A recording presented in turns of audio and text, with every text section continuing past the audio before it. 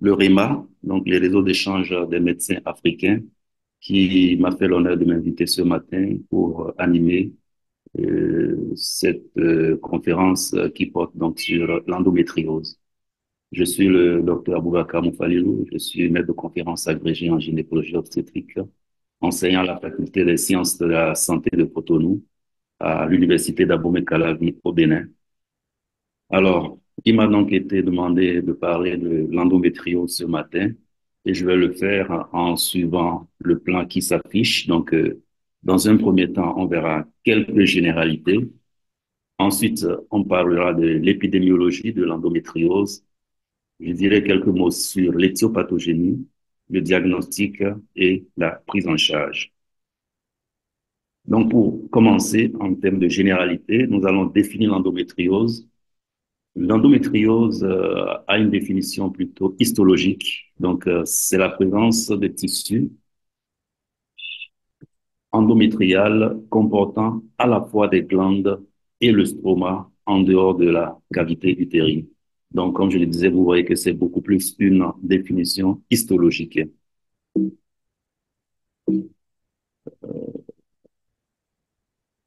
Voilà. Donc, il faut savoir aussi que ce tissu endométrial qui va se loger en dehors de l'utérus peut présenter plusieurs phénotypes. Donc, vous avez de l'endométriose qui peut être superficielle. Donc, dans ce cas, elle va concerner le péritoine. Le tissu endométrial peut également se loger au niveau de l'ovaire. Donc, elle va donner une kyste que nous appelons une kyste endométriosique ou endométrio. Ou alors, l'endomètre va se loger de façon profonde. Donc, on va parler dans ce cas d'une endométriose profonde ou sous-péritonéale. Et dans ce cas, ça correspond à une infiltration péritonéale sur plus de 5 millimètres de profondeur. Et ça va toucher souvent l'espace rétropéritonéal et la muqueuse des organes, notamment le rectum, la vessie, le diaphragme. Et cela peut même remonter dans la cage thoracique, puisque le poumon peut être atteint, voire au-delà. On le verra tout à l'heure quand on va aborder certains aspects, puisque vous pouvez avoir ce tissu-là juste au niveau du cerveau, au niveau des yeux.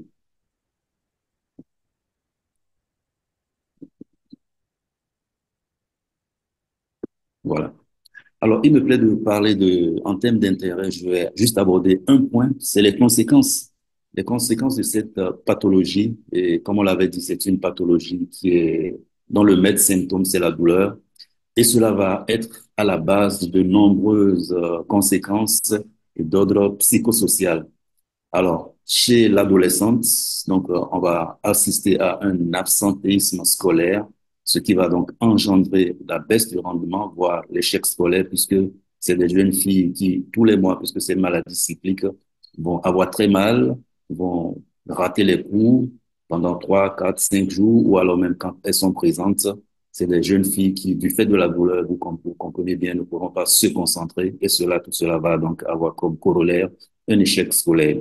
Alors, à un âge plus avancé, lorsque la femme a déjà une activité professionnelle, les mêmes causes vont produire les mêmes effets. Donc, mais ici, ça va être en termes de baisse du rendement professionnel et intellectuel et en termes de perturbation de l'organisation du travail, puisque c'est des femmes qui, de façon cyclique, vont devoir s'absenter, vont donc envoyer des certificats de repos. L'autre chose aussi, c'est que c'est une douleur attendue puisque la patiente sait que chaque mois, elle va avoir mal, donc cela va susciter de l'angoisse.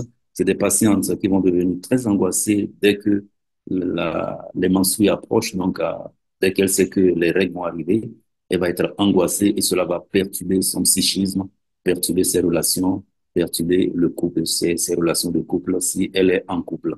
Donc, il me paraissait important de pouvoir insister sur en termes d'intérêt, il y a d'autres intérêts, mais cela me paraissait assez important de pouvoir insister sur ce point.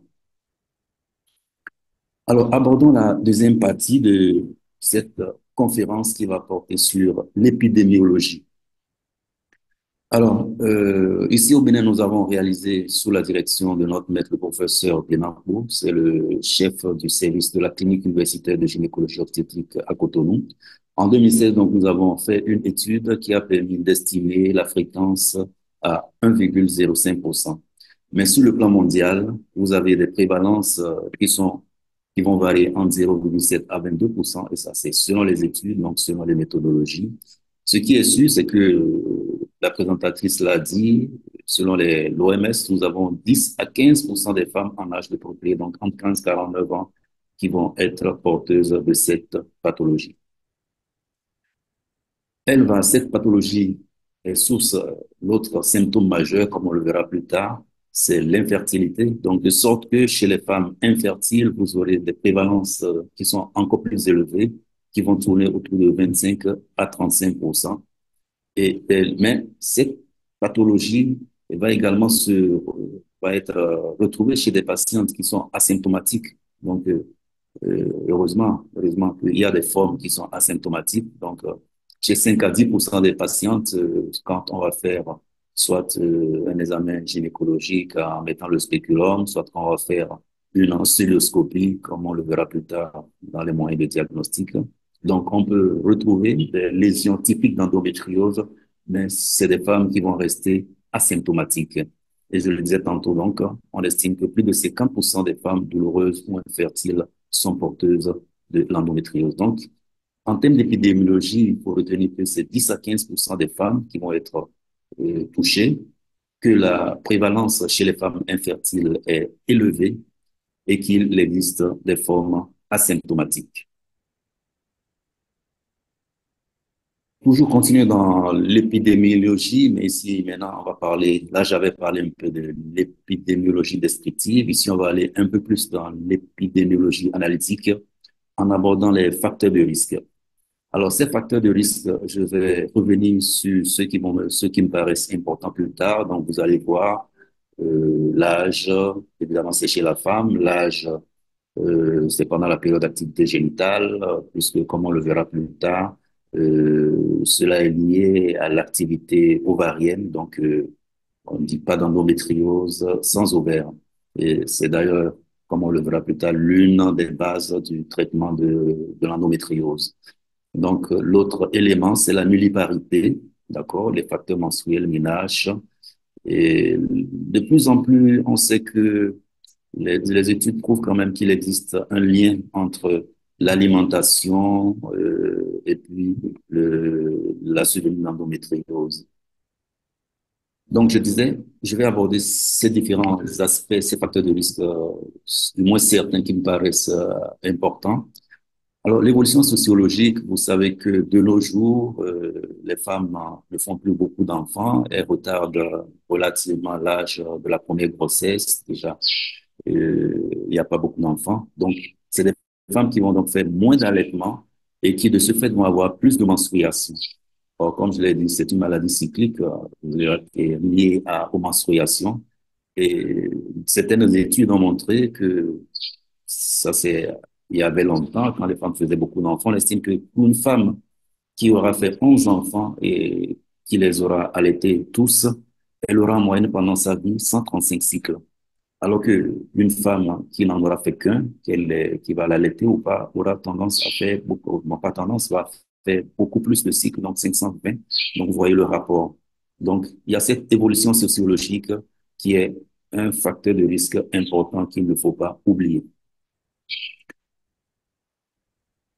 L'hérédité. Alors, il faut savoir qu'il n'y a pas de gène. À ce jour, il n'a pas été découvert un gène de l'endométriose, mais on sait que l'endométriose, il existe une prédisposition génétique, comme c'est le cas pour l'hypertension artérielle, pour certaines maladies chroniques, pour l'hypertension artérielle, le diabète.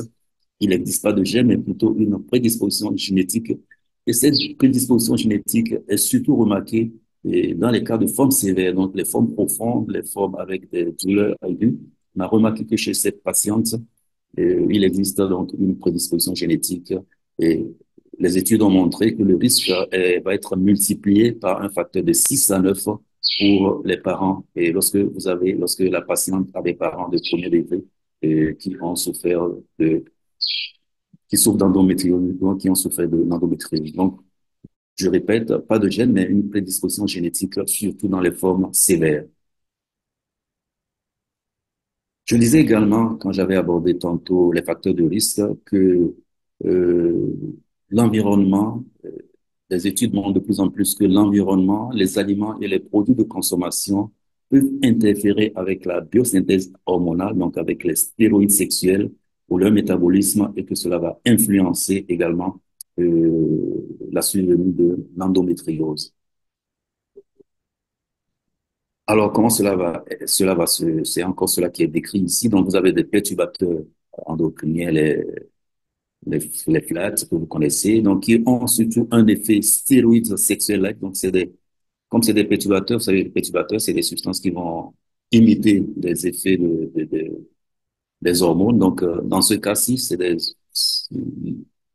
ces perturbateurs vont avoir un effet stéroïde sexuel-like, donc vont agir un peu comme des stéroïdes sexuels, donc la progestérone, les estrogènes, ce qui va donc influencer l'endomètre de ces femmes. Et on sait également que l'endomètre des femmes qui souffrent d'endométriose présente des particularités donc, qui sont différentes de l'endomètre des femmes qui ne sont pas atteintes de cette pathologie. J'avais parlé également de le microbiote. Le microbiote, c'est ce qu'on appelait, c'est bien mes micros, ce qu'on appelait entre-temps la flore vaginale et l'expression consacrée de notre c'est bien le microbiote. Il existe également un lien, tout ça c'est des études qui sont faites concernant l'alimentation, les acides gras saturés sont incriminés de même qu'une forte consommation de viande rouge. Alors, l'endométriose également, maladie auto-immune. Donc, et il existe un lien entre l'endométriose et les maladies auto-immunes. Et cela, on va le remarquer, cela fait que de plus en plus, quand nous avons des cas d'endométriose, il faut aller rechercher chez ces patientes s'il n'existe pas des maladies. Parce que l'endométriose, c'est une maladie inflammatoire, mais c'est ce qui va arriver donc, qui est lié à l'inflammation, mais qui est également due à des désordres immunologiques. Donc, on a remarqué une forte association entre les maladies comme la thyroïdite de Hashimoto, les patients qui ont un asthme, qui ont des allergies. On va remarquer donc que chez ces patientes-là, vous avez également une forte association avec l'endométriose. Le versant immunologique, comme on le verra tout à l'heure quand on parlera de la pathogénie, on pourra expliquer davantage comment cela, à quoi cela est dû. Donc, il existe, on a remarqué qu'il existe donc une forte association entre l'endométriose et les maladies auto-immunes. L'endométriose est également une maladie hormonodépendante. Je l'avais dit, pas d'endométriose là. On dit l'endométriose est liée à la vie des ovaires, c'est l'aphorisme. Donc, on a une augmentation de la sensibilité aux estrogènes. Nous avons vu que c'est l'endomètre. Et puis, vous avez à l'inverse une résistance à la progestérone, donc qui va provoquer une sorte d'hyperestrogénie relative avec une hypersensibilité à l'estrogène. Donc, voilà un peu, comme je l'ai dit, sur le plan des facteurs de risque, et voilà ce qu'on pourrait retenir. L'endométriose va intervenir dans un contexte où la pathogénie, donc le mécanisme reste encore assez controversé. Il existe plusieurs théories pathogéniques parce qu'il n'existe pas une endométriose, mais plutôt plusieurs endométrioses. Et de plus en plus, certains auteurs vont parler donc d'un syndrome endométriosique. Alors, on va parcourir quelques mécanismes physiopathologiques. Donc, vous voyez, il y en a beaucoup. Il y a la théorie du reflux tubaire, c'est la plus, si on peut dire, la plus admise. Il y a la théorie métastatique vasculaire et lymphatique. Donc, c'est cela qui va expliquer qu'on puisse avoir euh, cette pathologie à distance donc de l'utérus. Donc, comme je l'avais dit, des atteintes pulmonaires, des atteintes oculaires, des atteintes cérébrales. La théorie de la métaplasie pseudomique, la théorie de l'induction, la théorie des cellules souches, et puis la toute dernière qui est donc la théorie de l'agression-réparation des tissus. Donc, nous allons en dire rapidement quelques mots chacun. Donc, la théorie du reflux tubaire, donc, décrite par Sampson. Donc, c'est la plus reconnue et la plus validée. Donc, on estime que le liquide menstruel avec des cellules endométriales viables vont refluer par les trompes, vont gagner la cavité péritonéale et vont s'implanter sur le péritoine et différents organes. Alors, cette théorie aussi pourrait expliquer l'atteinte en dehors de la cavité parce que le liquide péritonéal, puisqu'il va bouger, va couler le long de la gouttière et puis va à travers les petits orifices qui sont au niveau du diaphragme ou alors lorsqu'on fait une cystoscopie. Donc, vous avez ce liquide-là donc, qui va traverser ces petits orifices et puis se retrouver au niveau de euh, au-delà du diaphragme, donc ce qui peut entraîner donc une atteinte pleurale, une atteinte pulmonaire. Et l'atteinte pulmonaire, elle est toujours droite. En tout cas, celle qui a été décrite quand j'ai fait la revue de littérature, elle est toujours du côté droit. Donc, la théorie métastatique par voie vasculaire lymphatique, donc ici, les cellules endométriales seraient transportées ici par voie sanguine ou lymphatique. Et c'est ce qui donc explique également les localisations extrapéritonéales. Donc, vous avez deux explications pour les localisations. Vous avez la théorie du reflux, comme on l'avait dit, donc le reflux du liquide péritonéal. Et vous avez également la théorie métastatique par voie vasculaire et lymphatique.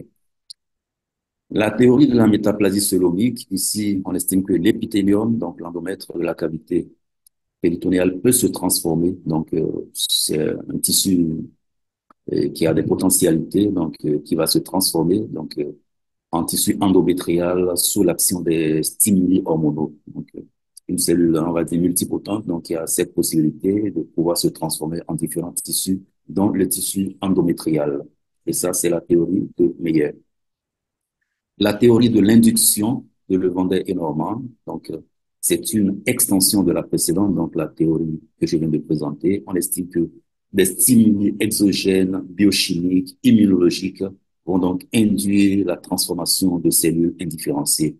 Donc ça, vous le voyez bien que c'est la théorie précédente, mais encore un peu élargie, si on peut le dire, à d'autres formes de stimuli, puisque l'autre théorie faisait allusion uniquement à une stimulation sous l'effet des hormones. La théorie des cellules souches, donc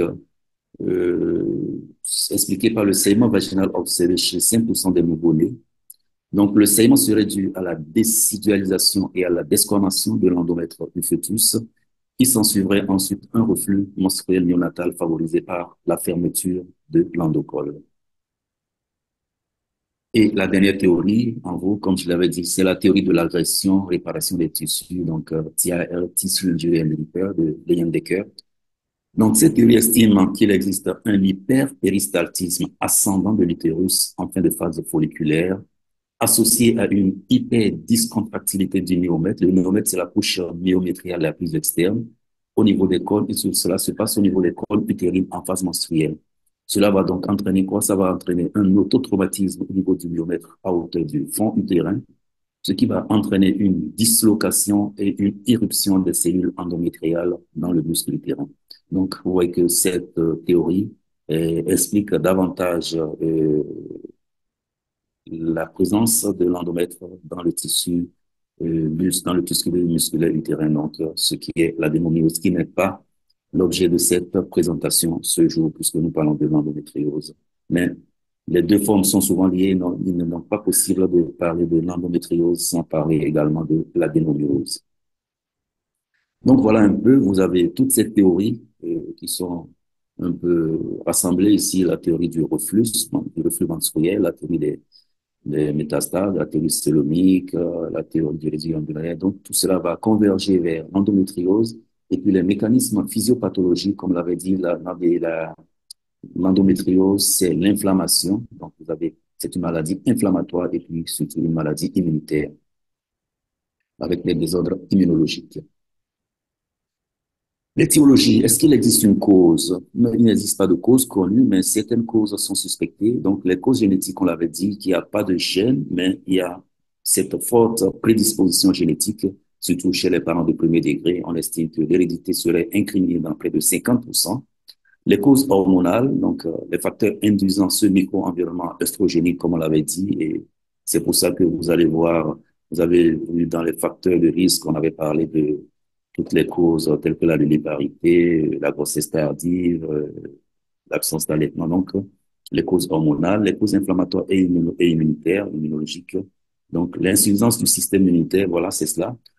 Puisque ce reflux existe chez toutes les femmes, mais pourquoi est-ce que certaines femmes auront tendance à faire l'endométriose? Parce qu'on estime qu'elles ont un déficit immunitaire et c'est ce qui fait justement qu'il y a cette association entre les maladies d'endométriose et les maladies immunologiques. Donc, on estime que lorsqu'il y a ce reflux endométrial, ce reflux menstruel, j'allais dire, l'endomètre, lorsque la patiente, la femme a un système immunitaire compétent, il devait pouvoir détruire. Donc là, c'est les femmes qui ont un déficit immunologique. C'est chez ces femmes-là que l'endomètre va donc persister et puis se développer et puis donc évoluer vers l'endométriose. Et puis, on l'avait dit, l'exposition aux perturbateurs endocriniens, comme on l'avait dit, qui vont agir en simulant l'effet des stéroïdes sexuels et qui vont donc pouvoir agir également sur l'endomètre. Donc, on retient que l'étiologie est inconnue, mais plusieurs causes sont suspectées. Alors, cette pathogénie, ce mécanisme va donc entraîner, sera à la base des deux signes que nous verrons quand nous serons euh, quand nous parlerons du diagnostic. Le premier étant la douleur. Donc, la douleur, elle est d'origine inflammatoire et puis, mais c'est que cette douleur va il y aura un mécanisme qu'on appelle une sensibilisation. Donc, une sensibilisation centrale et périphérique, on va l'expliquer plus tard. C'est-à-dire que le diagnostic étant fait de façon relativement tardive, vous allez avoir un impact, d'accord, sur le système nerveux central et le système nerveux périphérique. Donc, ce qui va entraîner un phénomène qu'on appelle un phénomène de sensibilisation, donc sensitization en anglais. Donc, c'est d'origine périphérique et centrale et c'est cela qui va entraîner donc la douleur. Le deuxième impact, donc la deuxième conséquence, c'est sur la fertilité et plusieurs mécanismes, c'est expliqué de plusieurs facteurs vont donc expliquer cette infertilité chez la femme qui souffre d'endométriose. Vous avez d'abord les facteurs mécaniques, donc vous avez les adhérences pelviennes donc qui vont affecter la trompe, le pavillon, la trompe. Vous avez des distorsions anatomiques au niveau de ces organes, ce que nous voyons assez bien quand nous faisons des pseudoscopies chez ces patientes-là. Vous avez également un trouble du péristatisme au niveau du myomètre. Je crois que vous vous rappelez un peu la théorie, la dernière théorie du TAR, donc Tissue Injury and Repair. Donc, vous avez on a dit cette discontractilité au niveau du myomètre. Vous avez également, tout ça va entraîner, donc, vous avez l'inflammation péritonéale chronique et vous avez également, au niveau de l'endomètre, on aura une perturbation au niveau de la réceptivité de l'endomètre. Donc, on a quitté les facteurs mécaniques qui se passent beaucoup plus au niveau, donc, des trompes. Vous avez, au niveau de l'endomètre aussi, on a des désordres hormonaux. On a vu que ça va se traduire par une augmentation de la sensibilité à l'estrogène avec une résistance, diminution de la sensibilité, donc une résistance à la progestérone.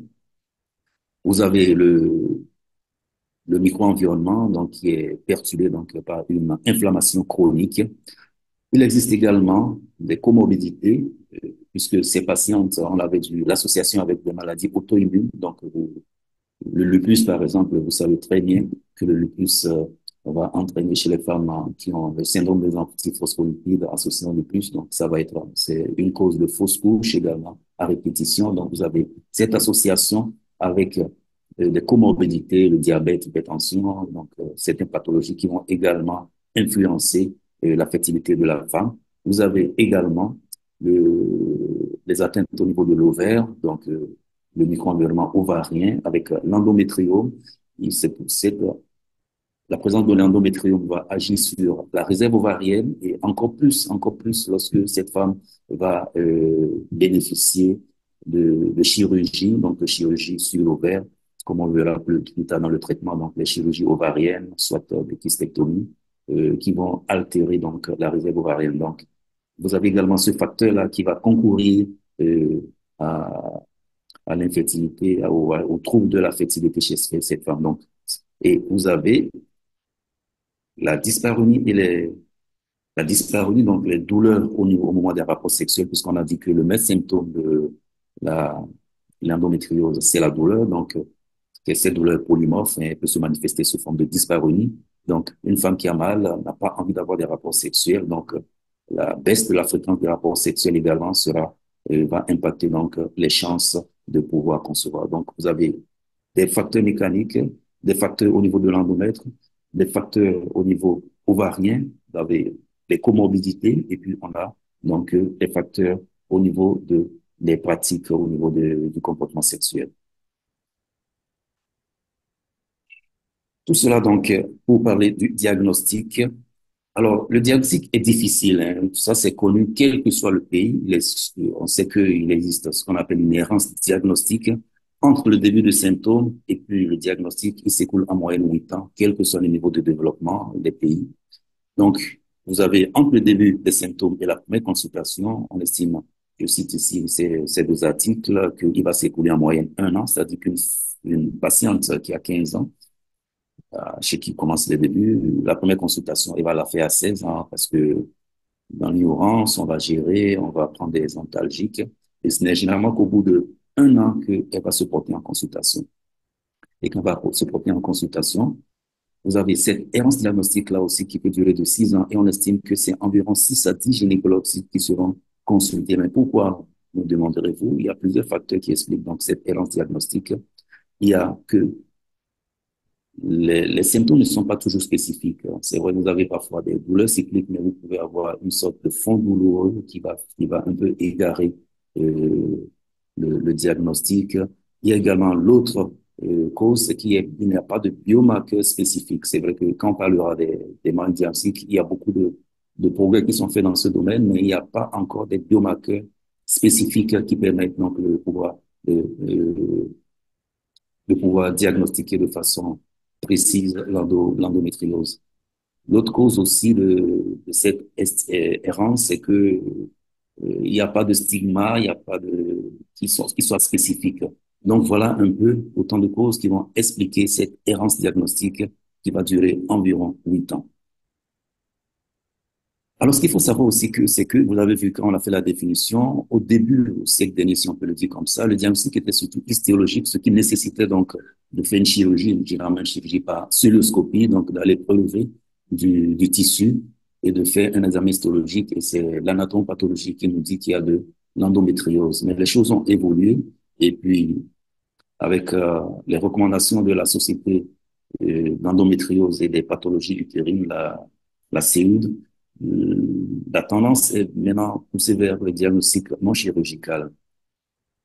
Donc, pour la CEUD, vous voyez un peu comment cela a évolué avec le temps. Et je m'arrête à 2023. Donc, la CEUD recommande que le diagnostic soit fondé sur l'histoire familiale avec il y a une notion d'hérédité, sur la recherche des facteurs de risque, sur l'examen clinique, sur les examens paracliniques, notamment l'imagerie, donc l'échographie transvaginale de préférence, et puis l'IRM, donc l'imagerie par résonance magnétique, et vous avez cette, cet essor des marqueurs qui seront cherchés, donc des marqueurs qui seront cherchés au niveau de la salive et au niveau du sang.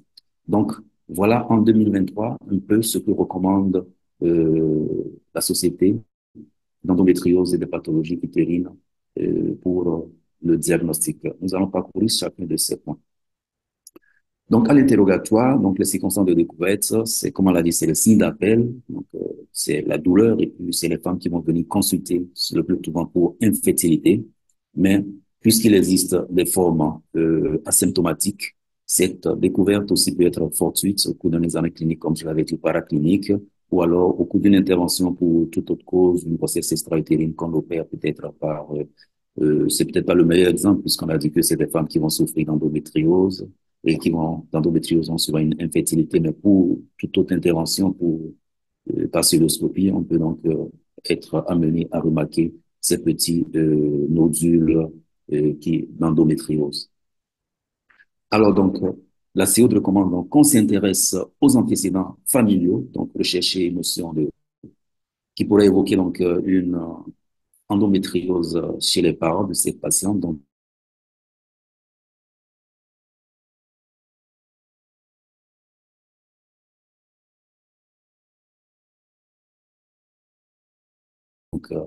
dysménorrhée chez la mère et c'est à la il peut s'agir d'une ménage précoce, donc les antécédents personnels qui seront orientés donc vers cette recherche de, euh, de de toutes les pathologies ou bien de toutes les, pas les pathologies, mais de toutes les conséquences, circonstances qui peuvent favoriser donc cette hypersensibilisation à l'estrogène, de cette hyperœstrogénie relative, on va le dire. Donc, vous avez les ménages précoces qui vont donc allonger d'autant plus la durée euh, de vie hormonale, si on peut le dire ainsi. Vous avez les malformations utérines qui vont, ça c'est un autre domaine, c'est vrai, les malformations utérines qui vont donc être à la base d'obstructions et qui donc, ils vont également entraîner euh, l'endométriose. Donc, c'est cette femme, lorsque vous les voyez un peu plus tard, et lorsque c'est, puisqu'on a dit que vous avez une errance diagnostique qui peut aller jusqu'à 8 ans, donc lorsque vous allez voir dans les antécédents gynécologiques, donc c'est des patients qui vont nous dire qu'elles ont des dysménorrhées, qu'elles ont eu parfois une ménorrhagie dans leur adolescence, parce que vous les voyez à un âge un peu tardif, qui vont se plaindre également de cycles raccourcis, donc ça se comprend plus de cycles raccourcis, excusez-moi. Donc, les cycles étant raccourcis, donc cela veut dire qu'on a plus de risques.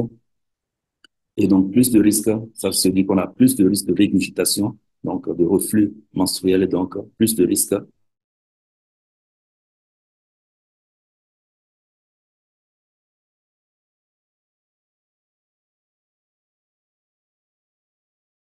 d'implantation.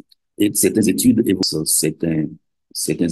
l'évoquent, donc il faut également rechercher chez ces patientes des facteurs qui pourraient être à la base donc d'un stress familial, d'un stress au boulot, au travail et tout.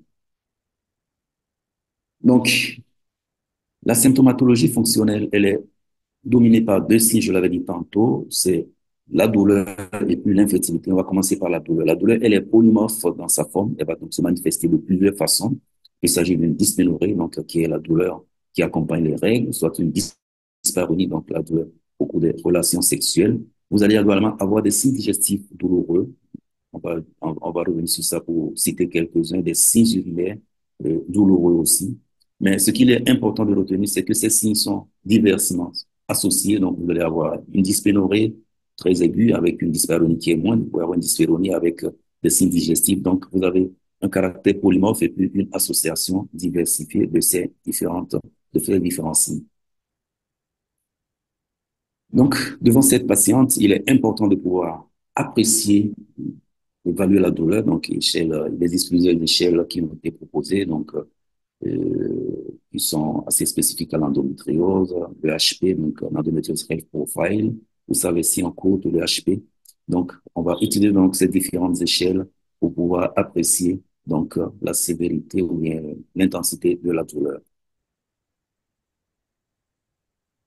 La dysménorrhée, donc la douleur pendant les règles, on va pas plus certains signes qui me paraissent importants, on va les décrire. Donc la dysménorrhée, elle peut être primaire, donc elle apparaît dès la ménage, donc dès la première règle, ou alors elle peut être secondaire.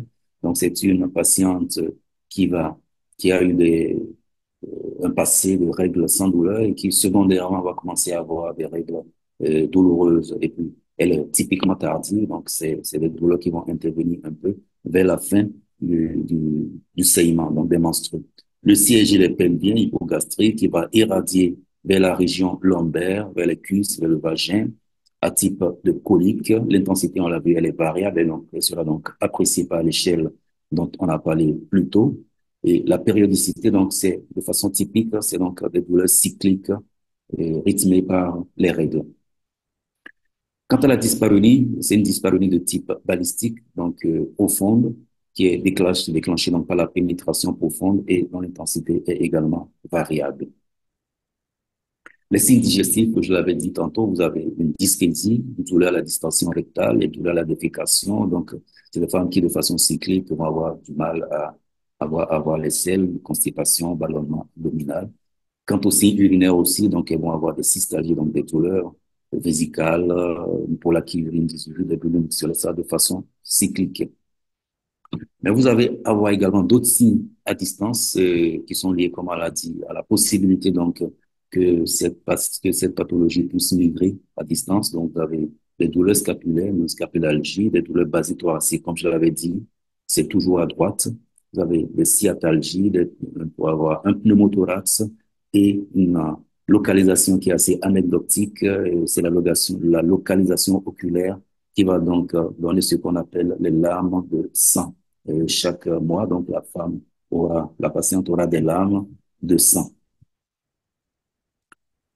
L'atteinte à distance, j'avais tantôt expliqué, c'est un peu illustré ici, donc pour montrer que vous pouvez avoir des localisations à distance un peu partout. Donc, vous avez l'utérus, mais vous pouvez avoir des localisations intrapéritonéales, hépatiques, pulmonaires et tout ça, et même au-delà au niveau du cerveau. Alors, l'atteinte peut être également iatrogène après les césariennes. Vous savez très bien quand on a été formé au niveau de la suture d'hystérographie. Et il est question de ne pas, de bien fermer en ne prenant pas, en n'extériorisant pas l'endomètre, soit au niveau de lorsqu'on fait une épisiotomie, la myomectomie. Alors, la myomectomie, il ne faut pas la faire pendant les règles, c'est connu. Donc, pas de myomectomie chez une femme pendant son cycle menstruel. Tout ça là pour éviter donc ces localisations à distance. Alors, je l'avais dit, le caractère mais le fait que les règles, le diagnostic est fait de façon tardive, donc cela va entraîner des perturbations au niveau du système nerveux central et au niveau du système nerveux périphérique. Donc, c'est ce qu'on appelle la sensibilisation centrale ou périphérique. Et au niveau central, cela va donner donc des céphalées, des migraines, des troubles sexuels, une anxiété des troubles psychiques. Quant à la perturbation, à la sensibilisation périphérique, donc c'est cela qui va donner l'algie pelvienne. Donc, au lieu que il y aura, comme je le disais, au lieu que de façon typique, de façon classique, c'est des douleurs cycliques, mais vous allez avoir un fond de douleurs pelviennes chroniques avec des douleurs vulvaires, un ballonnement rénal, une constipation diarrhée. Donc, vous avez donc cette sensibilisation donc qui est liée à ce diagnostic tardif. Et on estime également que c'est ce caractère tardif du diagnostic également. On pense que cela également pourrait expliquer donc les troubles de la fertilité. Alors donc nous venons de voir donc vous voyez très bien que à l'interrogatoire on peut déjà en faisant un très bon interrogatoire pouvoir approcher le diagnostic et cela a amené certains auteurs donc à proposer des échelles de dépistage, si on peut le dire, comme ça, de l'endométriose, basées sur le questionnaire. Donc, vous voyez, l'histoire familiale, le cycle régulier, le cycle court, je vais passer rapidement, la nulparité, la pluriparité. Donc, c'est pour dire l'importance que revêt désormais l'interrogatoire pour faire le diagnostic de l'endométriose. On n'a plus besoin d'attendre forcément une preuve histologique.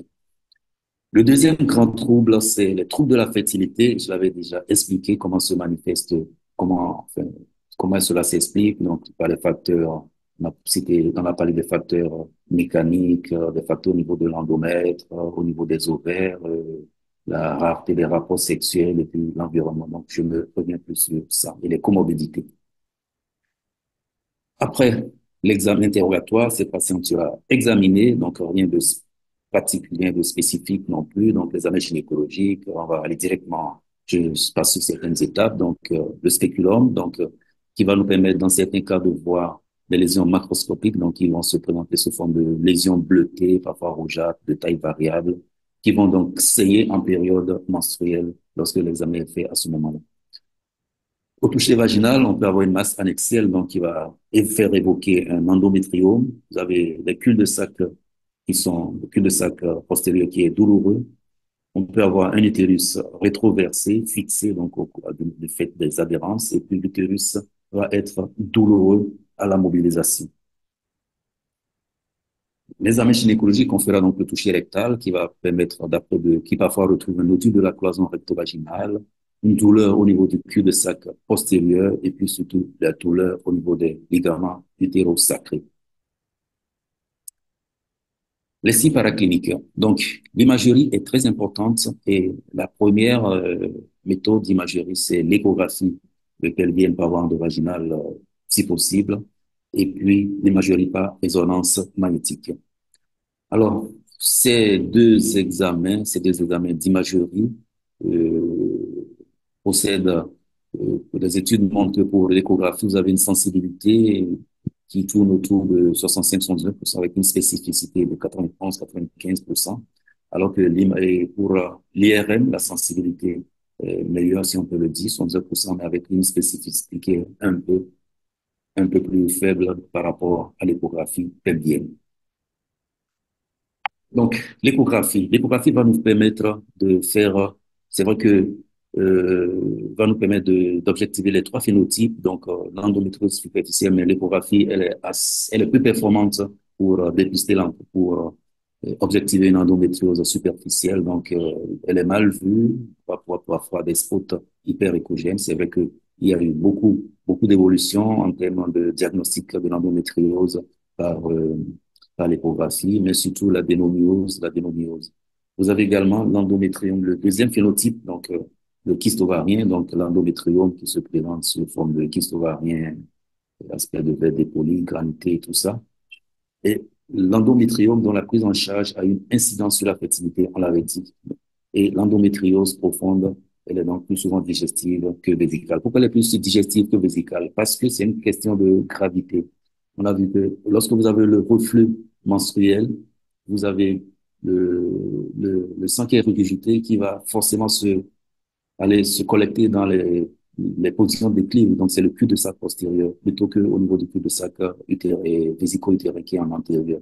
Donc, c'est ce qui explique justement la plus grande fréquence de cette endométriose profonde au niveau digestif, donc en déclive. Et c'est un rapport de 1 pour 10. On estime qu'il existe 10 endométrioses digestives postérieures pour une endométriose ou une atteinte vésicale. Donc, cela est dû à la loi de la physique à la pesanteur. Donc ici, voilà, on l'avait dit tout tantôt, donc une image d'endométriome, cet aspect granité qu'on va voir à l'échographie. L'IRM, alors la deuxième technique d'imagerie, c'est l'imagerie par résonance magnétique abdominopelvienne qui permet de bien visualiser les kystes endométriosiques et même les nodules endométriosiques. Le plus, c'est que l'IRM va permettre de faire la cartographie des lésions et surtout d'apprécier leur extension. Les autres examens paracliniques, on va en parler, même s'ils ne font pas partie des recommandations de la société et de la CEUD. Donc, mais c'est des examens que nous continuons de faire. L'hystérographie, elle sera faite, mais souvent lorsque on est dans l'exploration d'un cas d'infertilité, elle est évidemment normale en cas d'endométriose et puis les signes anormaux. On peut avoir des diverticules tubaires, une obstruction tubaire, mauvais brassage péritonéal, des déformations de l'isthme en baïonnette.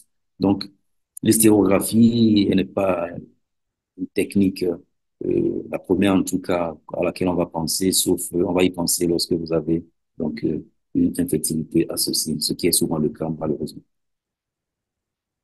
La cilioscopie, je l'avais dit, la cilioscopie était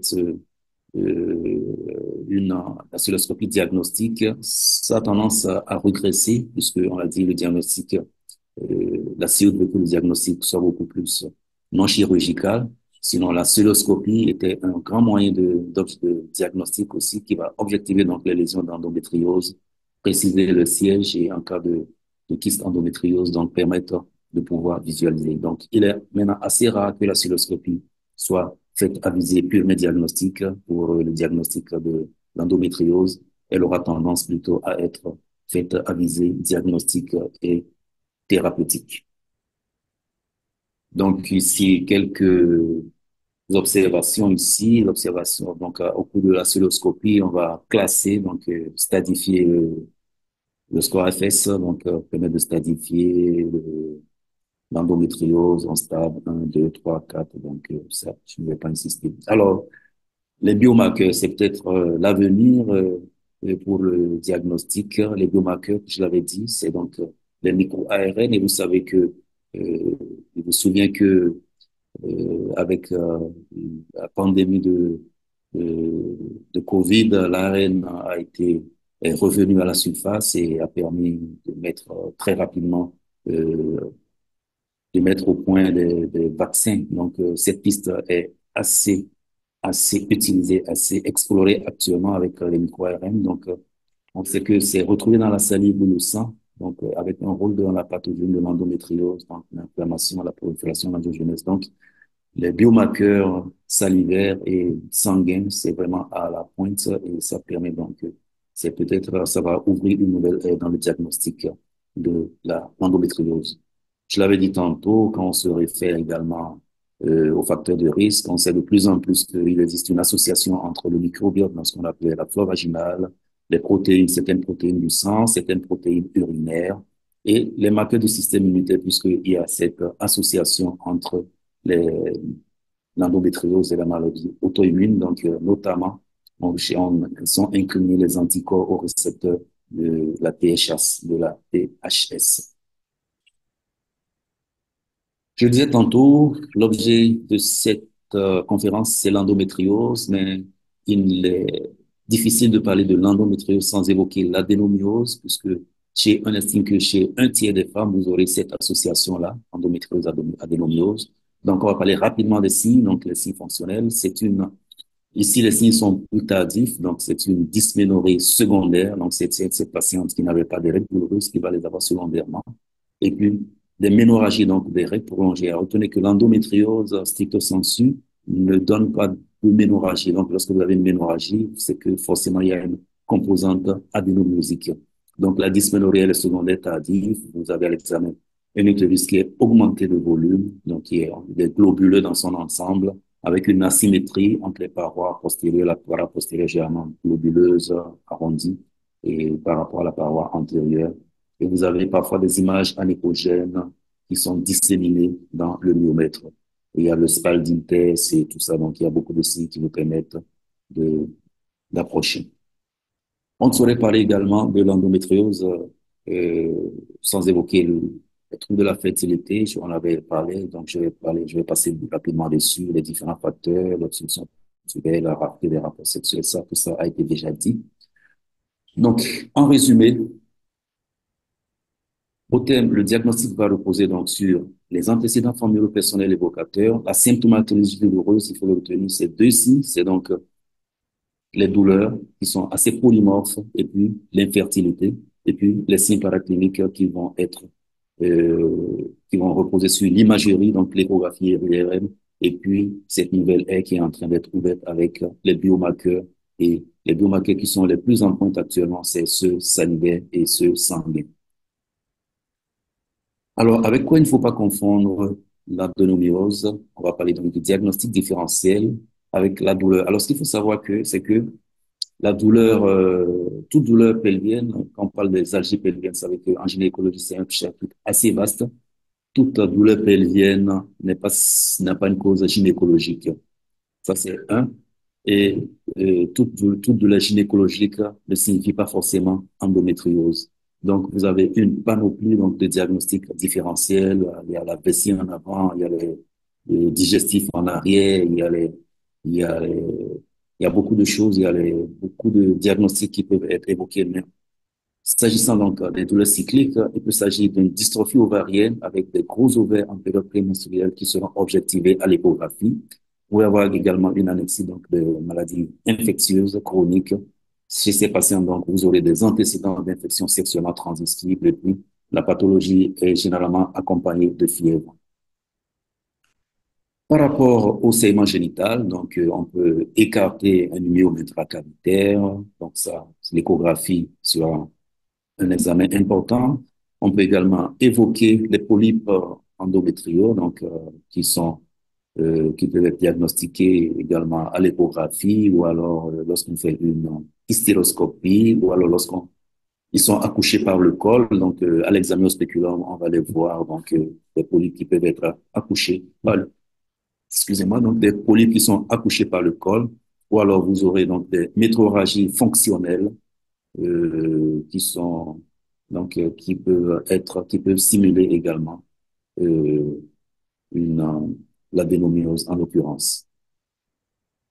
Le diagnostic a été posé. Nous avons éliminé quelques causes de confusion. Nous pouvons donc à présent évoquer la prise en charge. La prise en charge, alors, vous le comprenez bien, elle va agir sur la douleur, qui est le maître symptôme, sur le saignement lorsque cela est associé à une ménorrhagie, à une adénomiose, et également sur la fertilité. Et quels sont les moyens dont on dispose? Alors, du fait que vous avez des formes asymptomatiques, évidemment, lorsque c'est le cas, lorsque le diagnostic est fait de façon fortuite, c'est l'abstention. Elle n'a pas de douleur. On va pas la traiter. Elle n'a pas de trouble elle n'a pas de problème de fertilité, on va pas la traiter. Donc, lorsque cela est symptomatique, on a la psychothérapie, parce que vous avez vu tout ce contexte qu'on l'a dit, il y a l'angoisse, c'était cette patiente qui, chaque mois, c'est qu'elle va avoir mal, elle est stressée, donc, la psychothérapie joue un rôle très important dans la prise en charge de l'endométriose. Vous avez également les moyens médicamenteux, donc les moyens antalgiques, les antalgiques, les anti-inflammatoires et surtout l'hormone. Vous avez les moyens chirurgicaux et on a tous les moyens de la procréation médicalement assistée. Alors, les moyens médicamenteux, notamment hormonaux, ils vont agir surtout sur la douleur et le saignement. La chirurgie, à vrai dire, elle est assez efficace sur les trois, enfin, elle permet d'atteindre les trois objectifs, si on peut le dire. Donc, agir sur la douleur, agir sur le saignement et puis euh, prendre en compte l'infertilité, les troubles de la fertilité et puis, évidemment, la procréation médicalement assistée sera efficace pour les troubles de la fertilité.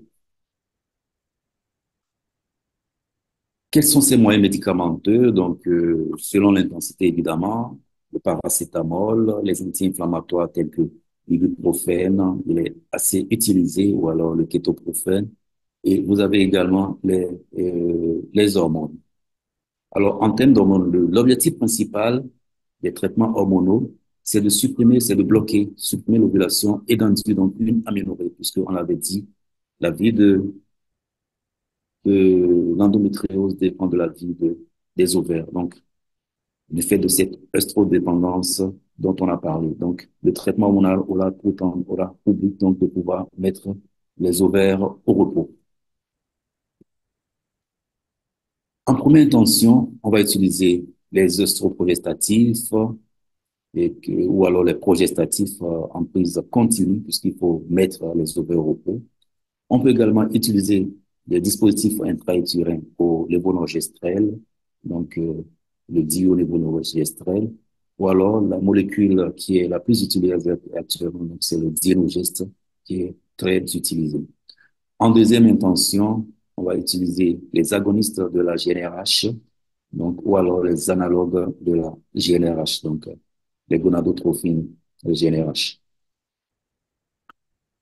En termes de prise en charge chirurgicale, elle va se décliner soit en résection ou en destruction des lésions. Donc, pour cela, on va utiliser soit la voie cystoscopique, soit la voie stéroscopique. Voilà, donc pour pouvoir de plus en plus, la voie cystoscopique ne va plus être utilisée uniquement à visée diagnostique, mais elle sera utilisée de plus en plus à visée diagnostique et thérapeutique.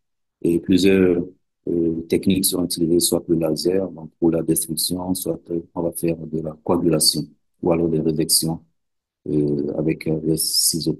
Donc, en cas d'atteinte ovarienne, on peut faire une kystectomie ou une ovarectomie. Alors, cela a un très grand impact, vous pouvez l'imaginer, euh, sur la réserve ovarienne. Donc, c'est chez les patientes qui n'ont pas encore accompli leur projet obstétrical, cette prise en charge ovarienne doit se faire avec beaucoup de prudence pour pouvoir préserver euh, le capital ovarien.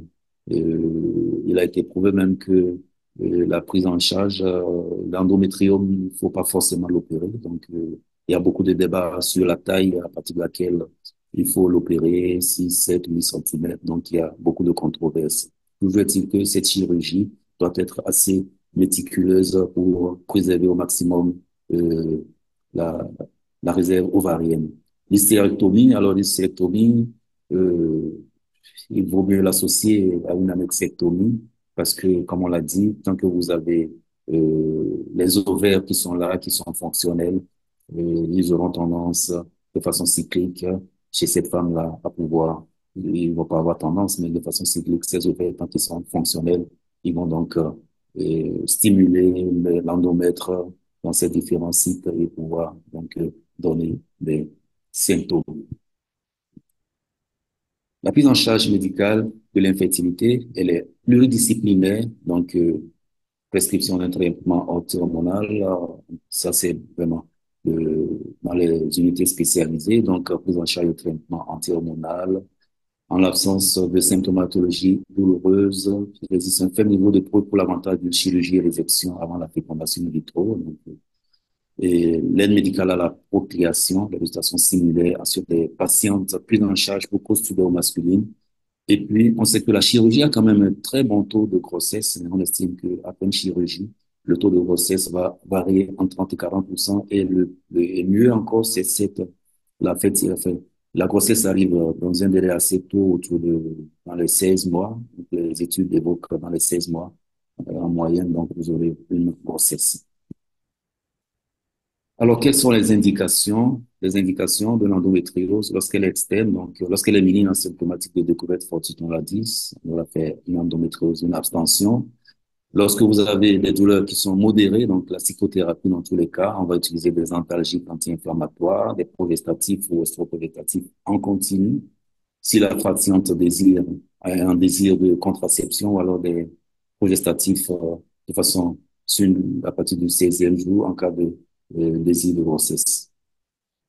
Dans les cas sévères, la psychothérapie est encore plus recommandée, vous imaginez. Donc, les progestatifs ou les estroprogestatifs. Donc, en première ligne, alors dans ce cas, on peut passer aux analogues de la GnRH, donc soit les agonistes, soit les analogues, soit les antagonistes, ou alors la chirurgie. Ici, donc, la chirurgie, on doit avoir recours à la chirurgie. Donc, si c'est des nodules, on va procéder à leur résection ou à leur destruction. En cas d'endométriome, donc une kystéectomie, une ovarectomie, et puis l'hystérectomie sans conservation. L'adénomiose, comme je l'ai dit, il n'est pas possible de parler de l'endométriose sans parler de l'adénomiose. Donc, lorsqu'elle est minime asymptomatique, on va faire également, c'est cela l'abstention. Lorsque il existe des ménorrhagies ici aussi, c'est l'une des principales indications, d'ailleurs, le diolévonorgestrel ou alors les progestatifs du 5e au 25e jour, les analogues, la chirurgie, donc destruction sous hystéroscopie lorsque c'est euh, sous hystéroscopie et puis l'hystérectomie avec conservation dans ce cas. Et dans ce cas, c'est peut-être le cas où l'hystérectomie avec conservation à l'exciel peut donner de bons résultats parce que si c'est uniquement localisé au niveau du myomètre, et puisque avec l'hystérectomie, cette position ectopique de l'endomètre est, est supprimée, donc la conservation ovarienne peut ne pas être délétère parce qu'il n'y a pas d'autres sites d'endomètre, où il n'y a pas d'endométriose externe. Alors, je vais finir avec quelques messages clés en disant que l'endométriose est une pathologie fréquente, on l'avait vu dans l'épidémiologie, qu'il existe des facteurs de risque, que la cause reste inconnue, même si plusieurs causes sont évoquées, que la pathogénie aussi est sujet à controverse, même s'il existe plusieurs pathogénies. Donc, la plus acceptée ou la plus répandue, c'est celle du reflux tubaire. Et la dernière en date, c'est celle de TIR, donc tissue injury. Et vous avez une symptomatologie qui est caractérisée par sa cyclicité, rythmée par donc les règles. Et vous avez deux symptômes en avant. Donc, c'est la douleur qui est polymorphe, qui peut prendre plusieurs formes. Et puis, vous avez l'infertilité. Et le traitement, il est médical ou chirurgical. Voilà ce que j'avais à dire donc sur l'endométriose. Je vous remercie de m'avoir suivi. Je vais laisser la parole à l'animatrice pour la suite, pour la deuxième partie. Merci. Merci beaucoup, professeur, pour ce cours qui était vraiment intéressant. Et comme vous l'avez déjà bien annoncé, nous allons passer à la deuxième partie, c'est-à-dire la phase des questions-réponses, ou même encore la phase des apports, des partages d'expériences. Si vous avez une question ou si vous avez quelque chose à dire par rapport à la thématique d'aujourd'hui, il suffit de lever la main comme d'habitude et la parole vous sera accordée. Merci.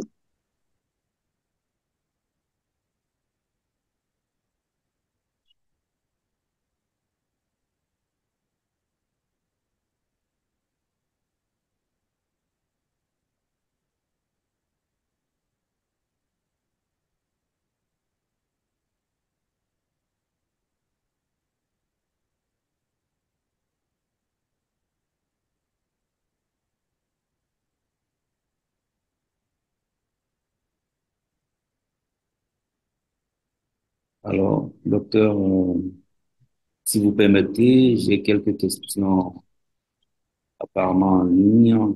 Peut-être, Il n'y a pas de souci. bon, J'ai vu Monsieur Boubacar Bonte qui a son micro ouvert. Je ne sais pas si je peux vous poser une question.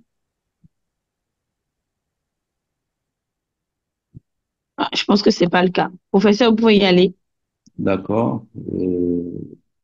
Monsieur Aboubakar Nasser, mon homologue en plus, mon homonyme, pardon. Comment lier la douleur à la médecine avec l'endomètre, étant donné que l'urine et l'appareil génital ne sont pas reliés dans le sens propre. Donc, c'est-à-dire, la douleur, comme l'a dit, c'est une douleur de type inflammatoire et de type neurologique.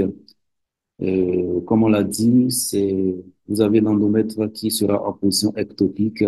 Vous avez l'endométriose vésicale, ça va se situer au niveau de la vessie, ça peut se situer au niveau des urétères et tout ça, du système urinaire. Et de façon cyclique, sous l'effet des hormones, ce endomètre là va donc va être stimulé et il va être stimulé et il va y avoir localement un phénomène inflammatoire donc qui va être à la base de cette douleur. Les examens biologiques, comme je l'ai dit, sont les examens biologiques.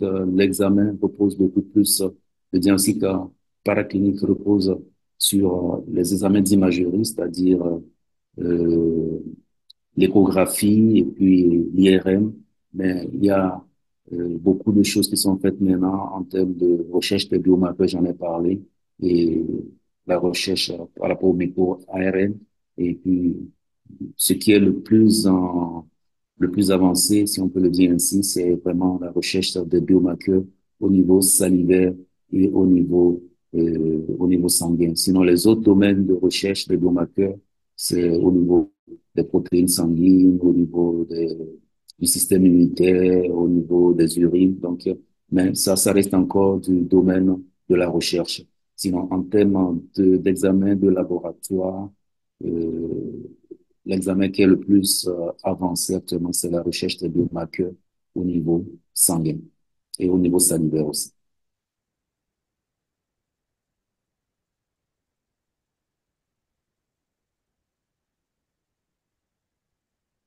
Je pense qu'il y a une question dans la messagerie. Je parle plus là alors. Je ne sais pas si vous Ah, voulez.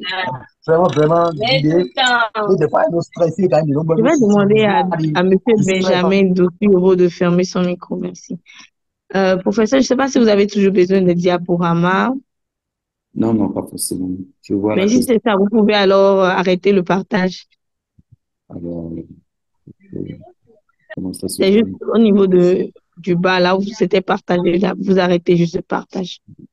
Tout est en haut actuellement. Donc, je sais pas. On dit merci beaucoup, professeur. Merci Oui. beaucoup pour la présentation. Est-ce que la localisation secondaire des tissus endométriosiques à distance est secondaire à une effraction de la muqueuse utérine? Non, pas forcément. On l'a dit, la localisation à distance peut être due à un phénomène, c'est une dissémination hématogène ou lymphatique. On n'a pas besoin forcément d'une effraction de la muqueuse. Donc, c'est soit par voie hématogène ou par voie lymphatique, première chose. On a dit également, ça peut être iatrogène, c'est peut-être pas très à distance dans ce cas. Donc, au cours des césariennes, on l'avait dit, la réparation, lorsqu'elle n'est pas bien faite, lorsqu'on stérilise la muqueuse utérine, ou alors lors des épisiotomies qui sont mal faites. Donc, deuxième possibilité, c'est iatrogène. La troisième possibilité, je l'avais évoqué également, c'est le flux péritonéal, puisque ces cellules qui se trouvent au niveau de la cavité péritonéale, on estime que ces cellules peuvent remonter sur le liquide péritonéal, vous savez, il est mobile, il bouge, donc il va bouger le long des gouttières palitocoliques, il va passer à travers certains orifices au niveau du diaphragme, et il va se retrouver donc au-delà au niveau du médiastin. Donc, ce qui explique donc ces localisations à distance. Donc, vous avez là trois mécanismes possibles. La dissémination par voie hématogène ou lymphatique, premier processus. La dissémination, si on peut le dire, de façon iatrogène. Et puis, vous avez également l'atteinte par diffusion, je ne sais pas s'il faut dire par contiguïté, en tout cas par diffusion du liquide péritonéal qui va donc passer au niveau des orifices qui sont au niveau du diaphragme. Vous savez que le diaphragme laisse passer, il y a des orifices qui laissent passer des organes qui du médiastin vers la cavité péritonéale. Donc, à travers ces orifices également, on pense qu'il peut y avoir également migration de ces cellules-là pour coloniser, pour être au niveau, pour être à distance.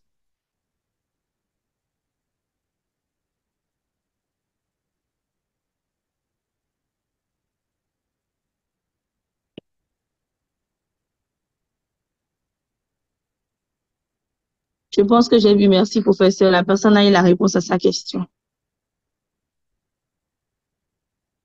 Alors, docteur Mouvera, si nous sommes devant une adénomiose, même si elle est mineure, pouvons-nous indiquer une stérectomie? Bon, je pense que c'est excessif. Si elle est minime, ça veut dire qu'elle est, non, je lis la suite, vous avez dit à visée prophylactique. Ça dépend, c'est pas une indication, c'est pas une indication, parce que si c'est minime, ça veut dire que je crois qu'il faut, le traitement, il est graduel aussi, hein, il y a une échelle aussi. Donc, on va pas aller directement à une hystérectomie, à moins que vous ayez d'autres pathologies associées, parce que il peut y avoir des myomes, il peut y avoir une adenomyose, il peut y avoir plein d'autres raisons qui vous poussent peut-être à aller opérer. Mais si vous êtes devant une adénomyose minime, je pense que faire une chirurgie prophylactique d'emblée me paraît un peu excessive.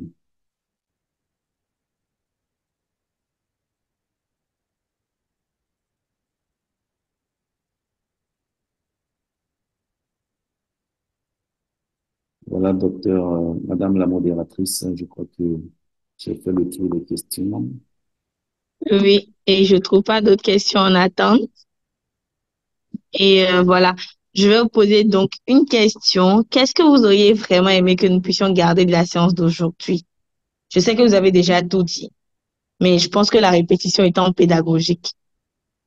Oui. Alors, ce que je voudrais laisser en termes de messages clés, c'est que l'endométriose, elle est beaucoup plus fréquente qu'on ne le pense. La preuve, c'est cette errance diagnostique dont on parle, c'est quand même assez curieux, si on peut le dire, que on puisse passer 8 ans avant de faire le diagnostic. Donc, une première chose, il faut que de plus en plus nous y pensions pour pouvoir soulager les patientes qui viennent pour des douleurs. Donc, le caractère cyclique de la douleur n'est pas obligatoire. C'est-à-dire, c'est le même symptôme, c'est vrai, c'est cyclique, mais vous avez vu avec tout ce qu'on a dit, qu'avec ce phénomène sensibilisation c'est en anglais, de sensibilisation périphérique et centrale, vous pouvez avoir un switch vers vers des douleurs qui vont être chroniques. Donc, il faut qu'on y pense de plus en plus. Il faut que chez ces femmes que nous recevons pour des problèmes de fertilité, donc du grossesse, comme on le dit, que nous y pensions aussi de plus en plus. Donc, première chose, c'est d'y penser plus afin d'augmenter la possibilité. Ah oui, je peux arrêter le partage vraiment. Donc, c'est fait. Donc, c'est d'y penser beaucoup plus, donc afin de voir dans quelle mesure il est possible de raccourcir ce, cette errance, ce délai à la prise en charge. Deuxième chose, c'est de savoir que je l'avais déjà dit, les principaux signes, c'est la douleur qui est polymorphe, donc dans sa manifestation, les mêmes symptômes, c'est la douleur et puis c'est les troubles de la fertilité. La troisième chose, c'est que c'est une pathologie qui reste toujours à controverse, donc euh, les étiologies, la pathogenèse, même s'il y a certains mécanismes pathogéniques qui sont plus ou moins admis, ça reste toujours l'objet de controverses. Qu'il existe également quand même des progrès qui sont faits en termes de diagnostic, notamment dans le domaine biologique, à travers les tests sanguinaires et puis les micro-ARN et puis dans les autres milieux biologiques. Et puis enfin, savoir que le traitement, il va viser trois objectifs, c'est la douleur, c'est éventuellement le saignement et c'est la fertilité. Et vous avez bien retenu les différentes molécules lorsque vous voulez agir sur la douleur. Donc, le traitement médicamenteux, il est assez efficace, que la chirurgie va être efficace pratiquement sur les trois aspects de la douleur. Et sur les trois aspects de la douleur, là, c'est le saignement et puis la fertilité. Et vous avez des techniques de procréation médicalement assistée. Donc, voilà un peu ce que je peux dire en termes de résumé de messages que je souhaiterais laisser à tous ceux qui ont suivi ce webinaire. Merci beaucoup à vous, professeur, pour ce message. Je vais profiter pour annoncer le prochain webinaire. Le prochain webinaire de formation sera pour le 10 avril et portera sur la prise en charge de l'occlusion intestinale aiguë. Ce cours sera fait par un maître de conférence agrégé togolais et ce sera à 15h GMT. Je pense que des gens ont demandé s'ils auront le PDF, bien sûr. Et je remercie déjà mon collègue Rosario qui a envoyé déjà dans la messagerie la procédure d'obtention de l'attestation de ce jour. Il suffit de vous rendre sur notre interface Schema Learning comme apprentissage en anglais et vous aurez accès au replay de ce cours d'ici quelques heures. Vous aurez également droit à l'attestation selon les modalités. Mais avant de l'avoir, il faut que vous répondiez à quelques petites questions. Il faut que vous puissiez avoir 60% de bonnes réponses, ce qui témoigne que vous avez vraiment suivi le cours. Merci vraiment à vous, professeur, pour votre disponibilité. Merci à tous ceux qui ont consacré leur matinée à suivre cette présentation. Merci à tous. Et s'il n'y a plus rien à rajouter, je vais nous souhaiter une très bonne journée et bonne fête pascale aux chrétiens et voilà, et bonne continuation de carême aux musulmans. Merci. Quand c'est Dr Pascaline qui souhaite la bonne fête pascale, je crois que ça ne peut qu'être bon. Merci, docteur. Merci à tous ceux qui nous ont suivis. Je vous souhaite également un agréable week-end. Merci, mais de rien. Bon week-end à tous. Portez-vous bien et à bientôt.